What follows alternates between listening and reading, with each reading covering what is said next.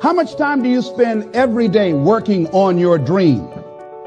In the last 90 days, how many books have you read? In the last year, what new skill or knowledge have you acquired? What kind of investment have you made in you? You don't want it badder than you want to party. You don't want it as much as you want to be cool. Most of you don't want success as much as you want to sleep. Some of you love sleep more than you love success. And I'm here to tell you today, if you're going to be successful, you've got to be willing to give up sleep. Every day. This isn't a part-time gig. This isn't punch the clock and go home for the day. You don't get weekends off.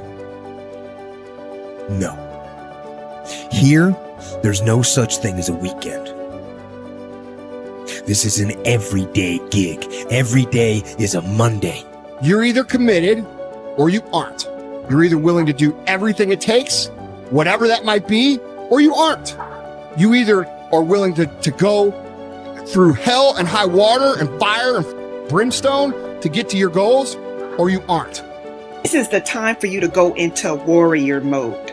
The dreams that you have are not going to fall into your lap. We all want that. We all want the easy route. We all want it to happen fast.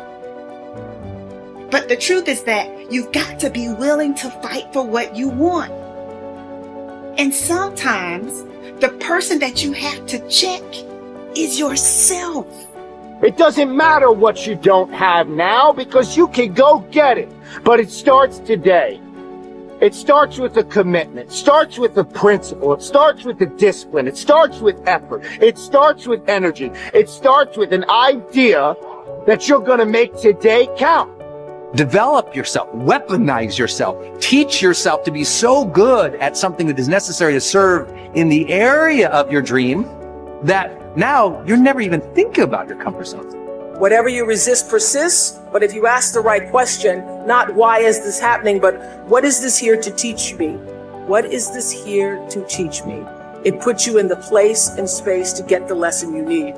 The things that you went through getting there give you the tenacity to stay there. The fight is your friend.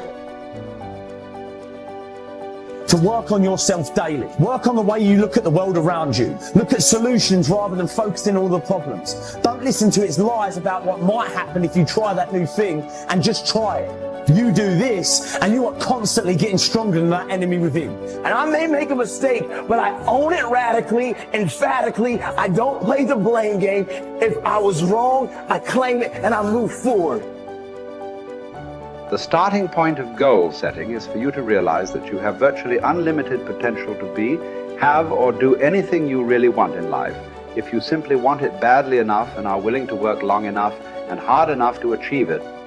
The second part of goal setting is for you to accept complete responsibility for your life and for everything that happens to you with no blaming and no excuses.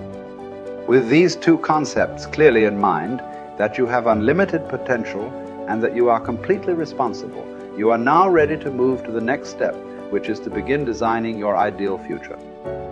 You are responsible for financial strategy, for deciding exactly how much of your services you want to sell, how much you want to earn, how rapidly you want to earn your income year by year, how much you want to save and invest, and how much you want to be worth when you retire.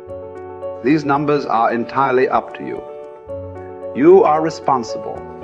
You are responsible for your people's strategy and your relationships, both at home and at work. One piece of advice I give my students is to choose your boss with care. Your choice of a boss is going to have a major impact on how much you earn, how fast you get ahead, and how happy you will be at your job. By the same token, your choice of a mate and friends will have as much or more to do with your success and happiness than any other decisions you make.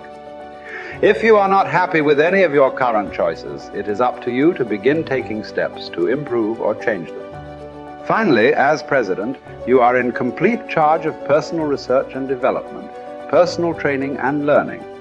It is up to you to determine the talents, skills, abilities, and core competencies you will need to earn the kind of money you want to earn in the months and years ahead.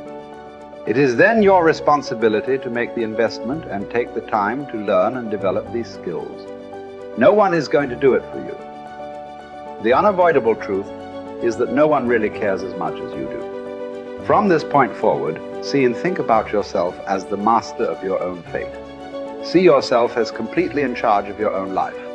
See yourself as the president of your own personal services corporation. See yourself as a powerful person, completely self-determined and self-directed.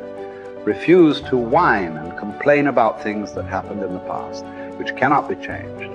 Instead, orient yourself toward the future and think of what you want and where you are going. Above all, think about your goals.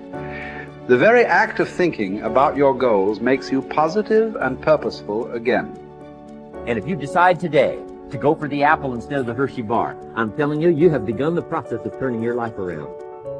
And if you keep up that process, not only with your health habits, but with your money habits and with your communication habits, with your sales habits, management habits, and every other habit that you've got, if you'll start that process, eliminate the errors and replace it with disciplines practiced, I'm telling you, you can start this process of life change immediately. After today, you don't ever have to be the same again. Only by choice. You don't have to walk out of here the same as you walked in today. Only by choice. You can start a whole new process. And you say, well, Mr. Owen, is it that simple? Yes, it's that simple. Where else would you start but with an apple? You don't have to start with something staggering, and everybody has it within their power. What was so happy for me to find out at age 25, Mr. Shove said, Mr. Owen, you don't have to change countries. But you do have to change philosophy. And if you'll change philosophy, not country, you can turn around your income, you can turn around your bank account, you can turn around your skills, you can become capable, powerful, sophisticated, healthy, influential, all the other equities that you could possibly want out of your life, using the only stuff there is and not trying to change any of this stuff. Appreciate all of this stuff with all of its ups and downs, with all of its mystery of why it works and sometimes it doesn't work. Don't challenge this. You don't have to ask for another planet. You don't have to ask for another country. Just ask for another book. Ask for another seminar. Ask for another idea.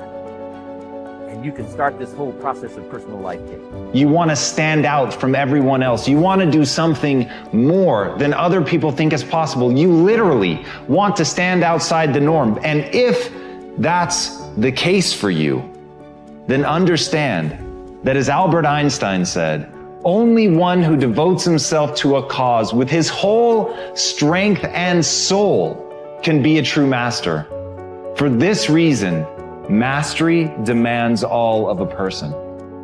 If you want to get great, if you really want to make a skill set your own, if you want to be able to do something, and at the end of the day, if you want to transform the world, if you want to make grand changes, if you want to do all of that all the empty words that people spout all the time, let me tell you, the only thing that's going to separate you from all the other blowhards who are just talking words and will never do anything is to give yourself over completely, to let that obsession, let that thing that you love completely consume you. And in that, your only chance to really become great lies. You know, if you want to have a fully charged life, you have to start looking forward to things again. You have to get excited about tomorrow again. You have to see your life developing again. You have to set yourself on the path where you're step by step progressing every single day, so you know tomorrow's going to be better than it was today.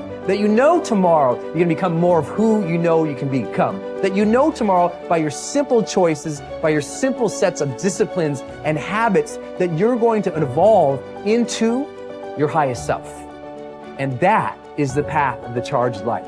This constant engagement with the best within us, of pushing ourselves, but with that purpose and that progress of hoping to become our highest selves. And when you live in that place and you sense that every single day, that's the magic.